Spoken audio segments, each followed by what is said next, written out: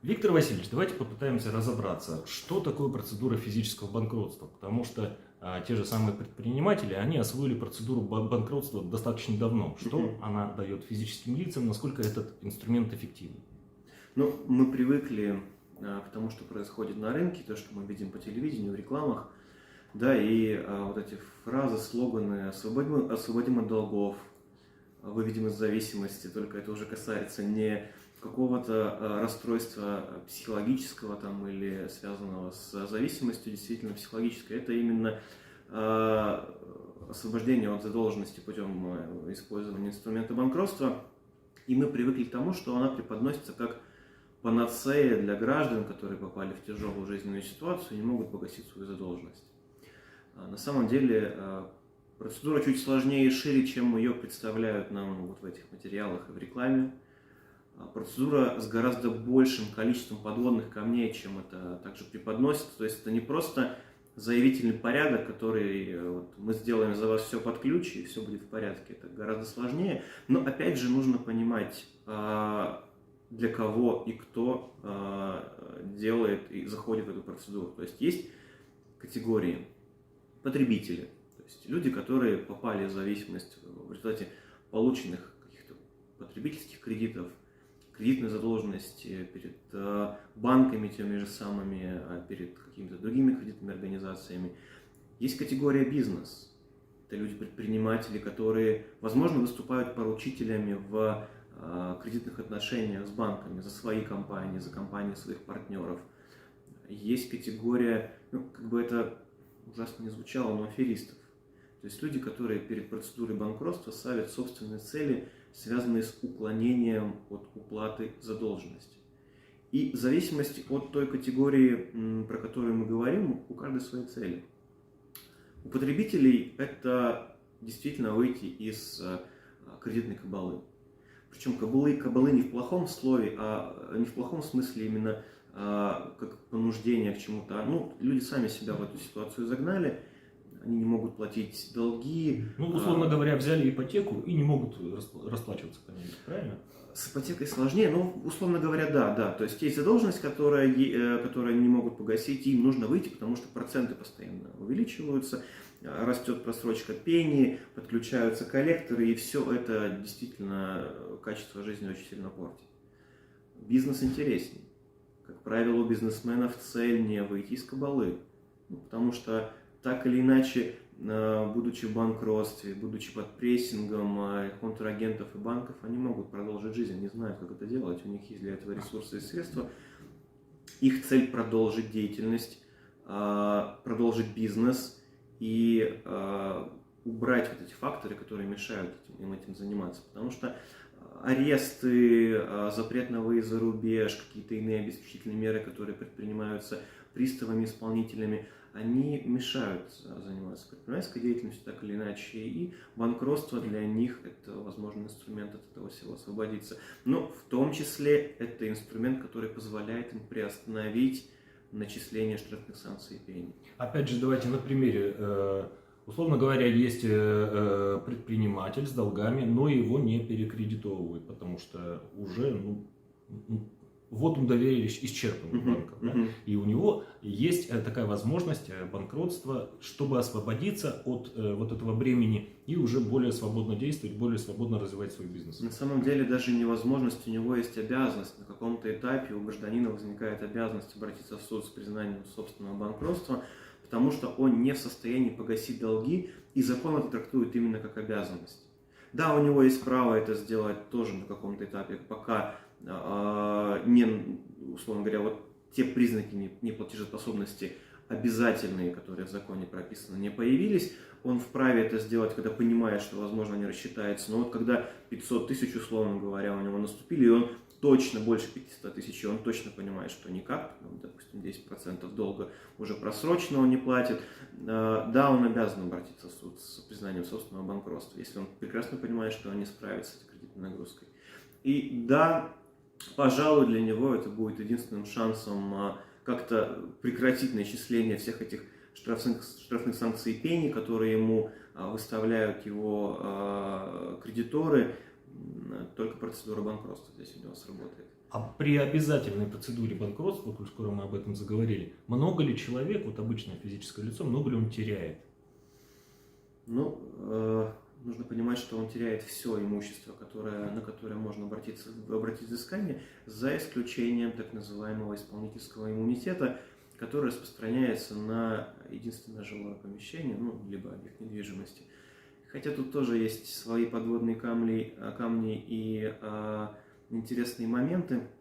Ну, вот, например, что касается вопросов люксового жилья, да, каких-то шикарных апартаментов, либо того, ну, что явно выше, чем то качество жизни, тот уровень жизни, который доступен гражданам. Вот неоднократно и в последнее время кредиторы предпринимают попытки по обращению взыскания на единственное, но роскошное жилье. Попытки замены этого жилья на что-то другое, пока они не увенчались успехом. Пока практика идет по пути того, что не дает заменить кредиторам, собранию кредиторов такое жилье, но я думаю, что рано или поздно это произойдет. Так или иначе, если у гражданина есть какое-то имущество, где он может жить, в аренде, не в аренде, в социальном найме, то суд может реализовать фактически находящийся у него в собственности объект недвижимости и оставить, ну, тебе есть где жить. То есть вот твои 9 квадратных метров, да, и... Ну, совсем условно не 9, конечно, наверное, побольше, да, там какие-то есть нормы требований того же Санпина, плюс у него, возможно, есть семья, но да, логика может быть такая, у тебя есть где, а зачем тебе шикарные тогда вот эти вот роскошные апартаменты, давай мы их реализуем с кредиторами, рассчитаемся. Ну, хорошо, у нас осталась третья категория, это аферисты. Причем я так понимаю, что аферисты есть как со стороны банкротящихся, и тех, кто банкротит. Потому что, ну, смотрите, на каждом столбе висит объявление, избавим от долгов, там, и все такое. Как вот найти грани? Знаете, есть интересный момент. Аферисты, которые действительно хотят реализовать собственные цели, уйти от задолженности, они не воспользуются объявлениями, которые висят на заборе. Потому что объявления, которые висят на заборе, это конвейерные банкротства, которые интересны потребителям. Ну, вот давайте по уровню сложности просто. Самый простой потребитель, ну вот у него квартира, ну я, конечно, утрирую, да, чтобы никого не обидеть. Есть квартира, ну, допустим, есть машина, ну и долги, и работа какая-то. Вот это банкротство несложное. Зашел в процедуру, реализовали все, что могли реализовать, поделили имущество супругов, потому что, ну, если человек в браке, нужно отделить имущество супруги от имущества банкрота. Все продали, что могли продать, процедуру прекратили и освободили гражданина от дальнейших долгов, наступили последствия, которые по закону о банкротстве наступают в отношении этого человека. У аферистов-то сложнее все. То есть у них есть долги, которые они, очевидно, брали на себя с последующей целью не возвращать деньги. И они, очевидно, закладываются. То есть аферистам там не квартира, а машина. Им нужно подготовиться. Когда-то на аферистах, раз они оперировали большими деньгами, то на них какие-то следы остаются этих денег, да? Какие-то активы они получали. И прежде чем им войти в процедуру, у них наступает этап подготовки. Что значит этап подготовки? Нам нужно вывести имущество. Ну, не нам, аферистам, да. Ну, переписать, да, на кого-то там? Нет, гораздо сложнее. Я чуть подробнее остановлюсь на оспаривании сделок в банкротстве. Это должна быть схема. Схема, в которой не один участник. Схема, которая не позволяет просто оспорить сделку по банкротским основаниям. Схема, которая позволяет спрятать имущество. Потому что аферисту может быть и не важен тот факт, что в конце процедуры его не освободят от долгов. Да ну и черт с ним, я пустой, что вы со мной сделаете? У меня активы в другом месте, я управляю ими через своих бенефициаров. И поэтому этап подготовки у них гораздо серьезней. И те люди, которые занимаются конвейерным банкротством, такие схемы не реализуют и не смогут подготовить. И те люди, которые занимаются этими конвейерными процедурами, не смогут помочь в борьбе с этими схемами. Потому что аферисты прекрасно понимают, что ко мне придут кредиторы. Кредиторам, которым я должен денег, которые будут заинтересованы с меня их получить. И вот борьба умов начинается. То есть кредиторы готовы ли тратить ресурсы на поиск имущества и возвращение его в конкурсную массу, и условный наш аферист, который это все имущество спрятал, перераспределил активы и какие-то действия предпринимает для того, чтобы защитить через владение третьих лиц, условно говоря, те активы, которые он вывел в преддверии процедуры банкротства. И это актуально для компаний, это как никогда актуально для компаний крупных, которые попадают в банкротство, и с учетом того, что человеческое благосостояние, оно оформляется в том числе и на физических лиц, это актуально и для физических лиц, потому что банкротство, по сути, по тем же правилам работает и для них. А вот это конвейерное банкротство, о котором мы сказали, можно чуть поподробнее? Самое простое, что может быть, и действительно оно возможно и достигает зачастую тех целей, которые обозначаются. То есть освободим от долгов, но только с тем пониманием, что освобождение долгов наступает только после того, как ты не можешь, тебе уже нечего, скажем так, тебе уже нечего продать, чтобы рассчитаться с кредиторами. Давайте поподробнее, всю процедуру быстренько пробежим. Что такое банкротство гражданина? На примере конвейерного банкротства. Это обращение в суд должника либо кредиторов, либо уполномоченного органа, это налоговая инспекция, сейчас уполномоченный орган, заявление о признании человека банкротом, общий порядок от 500 тысяч понимания того, что он не может исполнить свои обязательства, потому что он допустил просрочку перед кредиторами, там больше 10% задолженности и ряд совокупных условий, каждый из которых может стать основанием. Подали заявление в суд о признании банкротством, вне зависимости от того, кто это делает, кредитор или гражданин, он выбирает саморегулируемую организацию, СРО, где из числа которых будет назначен арбитражный управляющий, который станет финансовым управляющим этого гражданина и вносит 25 тысяч на депозит суда. Это стоимость процедуры банкротства для гражданина, условно говоря, стоимость расходов на арбитражника. Те деньги, которые арбитражный управляющий в любом случае получит. До этого гражданин либо кредитор обязаны опубликовать в «Коммерсанте» уведомление о том, что планирует банкротиться. Неопределенному числу лиц говорит о том, что я захожу в процедуру. Первое, что суд проверяет обоснованность. Если действительно признаки свидетельствующие о том, что банкротство гражданин в дефолте есть, вводится процедура реструктуризации долгов. Это самая первая процедура, которая существует. По закону срок 2 месяца, может продлеваться. В течение этого времени финансовый управляющий вместе с должником понимает, может ли он погасить задолженность. Если мы говорим про конвейерное банкротство, то не может. Но он уже и так не может.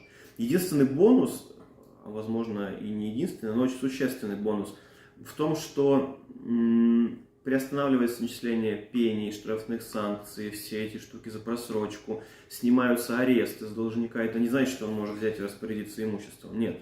Снимаются аресты для того, чтобы в последующем это имущество реализовывалось, оно переходит под контроль финансового управляющего. Должник не может осуществлять сделки, в том числе и бытовые сделки, если не ошибаюсь, больше 50 тысяч рублей. Вообще, в целом, арбитражный управляющий может выйти с обеспечительной мерой, такой как запрет на совершение любых сделок до какой-то суммы. Условно говоря, гражданину, чтобы совершить какие-то бытовые вещи, понимаемые даже, перевести деньги родственникам, если у него есть такие деньги, он обязан все согласовывать с арбитражным управляющим. По сути, это его жизненный начальник, который за его деньги отвечает. Если это не конвейерное, так или иначе, даже если конвейерное, гражданин вправе представить своим кредиторам, то есть в течение 2 месяцев кредиторы, которые у него существуют, включаются в реестр требований кредиторов этого должника. Банки, другие лица, люди, которые займом давал и так далее. Все эти участники процедуры банкротства включаются в реестр. И в последующем, в случае, если будет продажа имущества, они получают свою долю от продажи этого имущества пропорционально размеру требований. У гражданина есть 2 месяца и 10 дней для того, чтобы предложить кредиторам план реструктуризации долгов. Допустим, я все-таки могу погасить, вы мне приостановили пени, штрафные санкции, неустойки, я могу погасить, потому что я, допустим, работаю или ожидаю какой-то доход. Предлагает план, если не ошибаюсь, в течение 3 лет задолженность должна быть погашена. Кредиторы могут утвердить этот план на собрание кредиторов, могут не утверждать. Арбитражный управляющий также дает ему оценку, говоря, что ну да, это там, допустим, возможно, либо нет, невозможно. В зависимости от решения кредиторов суд принимает решение, ну окей, реструктуризацию, вот тебе план, давай в нем живи, гаси. Либо если кредиторы не одобряют, ну нет, невозможно, переходим в продажу. Есть еще момент, что суд одобряет без согласия кредиторов, когда, ну, допустим, кредиторы недобросовестные, и суд по своей инициативе принимает решение, что давайте, я считаю, что возможно, иди гаси, ну и кредиторы, вы уж извините, но вы недобросовестно себя ведете, потому что вы не мешаете должнику погасить. Если это невозможно, либо должник не представил план реструктуризации, то суд вводит следующую процедуру реализации имущества. Самая понятная процедура: берется все имущество, кроме того, на котором есть исполнительский иммунитет, это объект недвижимости, и реализуется с торгов. Реализуется по какой цене? Вот, давайте честно, дисконт может быть огромный. Да? Это банкротские торги, дисконт очень сильно может упасть. Профессиональные участники процедуры банкротства понимают, что кто будет на первых торгах покупать имущество, если оно не носит какой-то супер важной экономической цели, для них неинтересно. Мы же понимаем, что оно спустится еще несколько раз. Мы понимаем, что в конце может быть вообще публичное предложение, там, упрощенный порядок продажи имущества. Но к чему нам сейчас покупать дисконтом, например, 10%, когда он может упасть до 40, до 50? То есть машину за миллион вполне могут продать тысяч за 200. Слушайте, я видел, когда в коммерческих процедурах, когда юрлицы банкротились, трактора, огромные бульдозеры по 300-400 тысяч продавали. Это самостоятельный бизнес, на самом деле. Люди на этом зарабатывают деньги. Да, уходит с дисконтом. Все уходит с дисконтом. И недвижимость уходит с дисконтом. Поэтому большого погашения можно не знать. Гражданину куда выгоднее продать свою, допустим, ипотечную квартиру, да, и с учетом нововведения закона в действующем законодательстве, гражданин может сам свою квартиру продать гораздо выгодней, чем она уйдет в банкротстве, конечно же, и рассчитаться с кредиторами. Как только все имущество продается, гасится все, что может погаситься. Требования гасятся пропорционально той очереди, то есть существует очередность кредиторов. Погасили все, что могли погасить. Дальше суд смотрит, был ли гражданин добросовестным, не утаивал ли он имущество, не предоставлял ли он недостоверные сведения суду или арбитражному управляющему или кредитору, не предпринимал ли он действий по уклонению от уплаты задолженности. В общем, назовем это добросовестность. Если все в порядке, он освобождается от задолженности дальнейшей. Все, погасили, закрыли. Не погасили, все, что осталось, осталось. И процедура банкротства прекращается. Есть, правда, задолженности, которые не прекращаются, это так называемые личные обязательства, по-моему, из причинения вреда, которые следуют, морального вреда и так далее. Они остаются. Но все остальное, вот эти коммерческие кредиты, они действительно прекращаются. И процедура завершается, для гражданина наступают последствия. Это не значит, что все, я теперь свободный, я могу делать все, что хочу. Нет, ты не можешь заниматься предпринимательской деятельностью, ты не можешь занимать руководящие должности, как в обычных, так и в кредитных, с повышенным даже сроком. Ты, когда берешь кредит, теперь у тебя в кредитном досье есть упоминание о том, что ты был в банкротстве. Наверное, тебе кредит не дадут в ближайшее время, очевидно, да? Все это, конечно, усложняет жизнь, но это гораздо лучше, мы говорим про конвейерное банкротство, для человека, чем дальнейшее наращивание долгов, бесконечные звонки коллекторов и так далее. И надолго вот эти ограничения? То есть есть какие-то сроки или это все до конца жизни? По-моему, нет, не до конца жизни. От 1 до 5 лет какие-то действуют ограничения. В зависимости от последствий. Это не до конца жизни. Потом можно нормально вести деятельность, конечно. Но для человека, который работает на работе, у него постоянно заработной платы, это особо не влияет, никакого абсолютно не оказывает влияния на него. Для бизнесмена оказывает, но опять же бизнес научился это обходить. Для индивидуального предпринимателя – да. Но индивидуальный предприниматель не самый интересный пример банкротства. Люди банкротятся, да, и ИП банкротятся, кто-то не соизмеряет предпринимательские риски, это происходит. Но куда интереснее не конвейерное банкротство, когда речь идет о среднем и крупном бизнесе. И вот там начинаются игры. Вот это тот формат банкротства, в котором конвейерное не прокатит. Тот формат банкротства, в котором требуется тщательная подготовка. Почему она требуется? Ну вот, не знаю, иногда задают мне доверители, которые чего-то опасаются, или просто люди, консультируясь вопрос. Давайте вот я сейчас все перепишу на жену, на всякий случай. Ну, черт его знает, как закончится там то или иное дело. Давайте я выведу там активы, подарю там недвижимость, сделаю что-то еще, чтобы обезопасить, останусь пустым. Но это не работает. В банкротстве есть механизм оспаривания сделок. И этот механизм, он гораздо эффективнее, чем общегражданские положения по оспариванию сделок. Там есть две нормы, специалисты их знают, что 1.2 и 1.3 закона о банкротстве, которые позволяют оспаривать сделки в 3-летнем периоде до возбуждения процедуры банкротства. И критерии для оспаривания очень жесткие. Ну, например, давайте возьмем такой критерий, как нерыночность. То есть неравноценное встречное предоставление, полученное второй стороной. Например, дарение. Должник подарил дом, хороший дом, своему сыну в преддверии банкротства. Его спрашивают, зачем?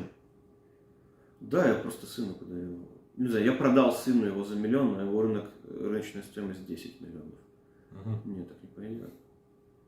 Так не пойдет, это не рыночность. Мы возвращаем дом, мы применяем положение реституции, и проблема покупателя, он покупателю возвращает недвижимое имущество, а у должника, допустим, 1 миллиона нет. Ну мы же почистились, да, думаем, что мы почистили банкротство. Нет, будь добр, в реестр включайся. Теперь, как и другие кредиторы, ты будешь ждать этого 1 миллиона и получать пропорционально его с другими кредиторами. Ты его обратно сходу не получишь, он в банкротстве. То есть даже если это сын? Да не важно, кто это. Даже если это сын, еще вероятнее, что сделку оспорят, потому что лица аффилированные. Не, я имею в виду, что даже если сын, он все равно в список кредиторов попадает и ждет своей очереди, чтобы от папы получить этот 1 миллион. Конечно. А вы знаете, может быть так, что там уже сроки все прошли, и он даже в реестр не будет включен, потому что он недобросовестный. Он понимал, что папа в банкротстве, содействовал ему в выводе имущества, ну и будь добр на мороз вообще. Ты ничего не получишь, отдай нам обратно недвижимость, конкурсную массу, а ты ничего не получишь. Есть еще такое заблуждение, что вот я сейчас продам, потом еще раз продам, потом еще раз продам, еще раз продам, и вроде как обезопасил недвижимость. Нет. Его найдут, его вернут с последнего покупателя. И дальше уже, в зависимости от того, какую схему суд примет для возмещения, для компенсации, в зависимости от добросовестности тех покупателей, которые были в цепочке. Если они не знали, то, допустим, могут не вернуть имущество, а взыскать компенсацию с лица, которое осознавало. Могут и вернуть обратно объект недвижимости с теми же самыми последствиями, как включение в реестр или даже не включение в реестр. Поэтому, то же самое с брачником. Он также оспаривается, брачное соглашение оспаривается, соглашение о разделе имущества оспаривается признание иска в разделе имущества. Это судебный акт в последующем может быть отменен по инициативе кредиторов. Но вот эти все схемы, которые я, условно говоря, называю топорными и простыми, они не работают. И вывести имущество и защититься от кредиторов крайне сложно. И бизнес, который обращается к консультантам, понимает это. Но который считает, я вот сейчас все раскидаю, и потом никто ничего не сделает в последующем. Если кредиторы заинтересованы с него получить что-то, они, скорее всего, получат. Они потратят ресурсы. Да, это не самая простая процедура, да, надо найти, надо оспорить. Это время, это деньги, это расходы на юристов, на суды. Но они это получат обратно. То есть сейчас уже нет нужды, скажем, приходить к кредитору, вернее, к должнику с паяльником и задавать неудобные вопросы. Да? Сейчас все можно по закону. Да? Это совсем неправильно, но, опять же, есть схемы. Есть опорные, да, инструменты, а есть схемы. Схемы сложнее, схемы могут быть многоуровневыми. Вот, например, не знаю, есть такая шутка у нас с коллегами. Если я вижу в деле о банкротстве упоминание векселя, значит, где-то есть схема. Ну, не знаю, расчеты векселями это вот такие, ну, это в основном, конечно, коммерческие банкротства. Это такие маркеры, которые указывают на то, что так, давайте-ка посмотрим, что за векселя, там, а что дальше с ними происходило, какой дальше была реализация. И там действительно есть многоуровневые конструкции, которые крайне сложно оспаривать, потому что их придумывали люди, которые знают процедуру банкротства. Они понимают, что вот здесь вот мы можем вот до этого этапа дойти, оспорить, и развернув, ничего не получить, допустим. И каждым годом все это усложняется, с каждым годом появляются новые какие-то...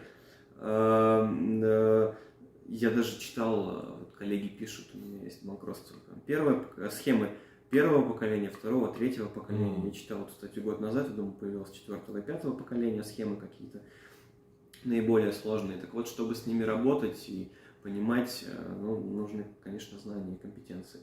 И еще один момент, почему бизнесу важно готовиться к этим вопросам. Не всегда понимаешь, как оно пойдет дальше с распределением активов и вообще как пойдет процедура банкротства, потому что ты перестаешь ее контролировать с момента, когда вводят процедуру. Как только ввели процедуру в отношении человека, ты перестаешь контролировать всю ситуацию. Ее начинают контролировать кредиторы и арбитражный управляющий. И ладно, арбитражный управляющий, если он лояльно к тебе настроен. Но кредиторы-то нет, могут быть нелояльно настроены. И кредиторы начинают, ну понятно, что делим имущество супругов, во-первых, вытаскиваем то, что принадлежит ему, к должнику. В дальнейшем оспаривание сделок, нужно понимать, что можно оспорить. Знаете, даже, казалось бы, добросовестные сделки, но вот опять же в практике у нас была ситуация, когда вся семья банкротилась бизнесменов. Действительно, мама, папа, сын.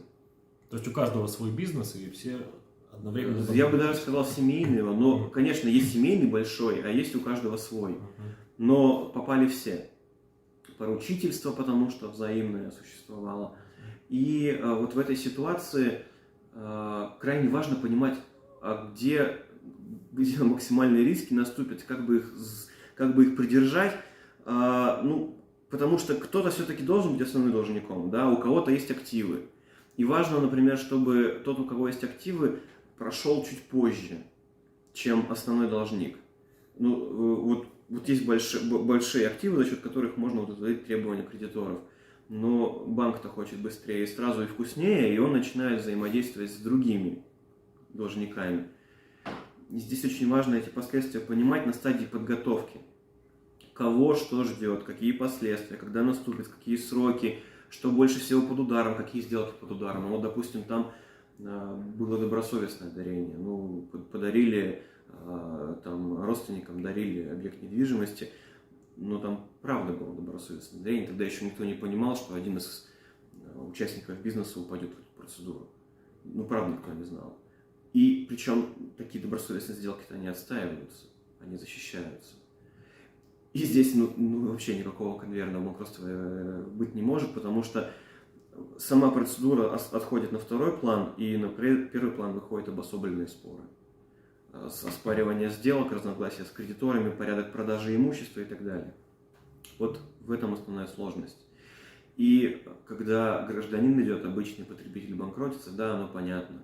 Но когда идет банкротиться предприниматель, а еще и тот, у которого есть рабочие предприятия, и он не готовится к этому, вот это непонятно. То есть, для него наступят риски рано или поздно. Он рискует потерять не только то, на что он готов пойти, а то, на что он и не готов пойти. Вот, собственно говоря, проблемы неконвейерных банкротств таковы. Хорошо. Давайте подытожим тогда, потому что, я так понимаю, можно довольно долго говорить на тему банкротства, но мы что-то с вами уже обсудили, какие-то реперные точки. Ну, если подвести какой-то большой итог, банкротство – это благо или зло? Конечно, благо.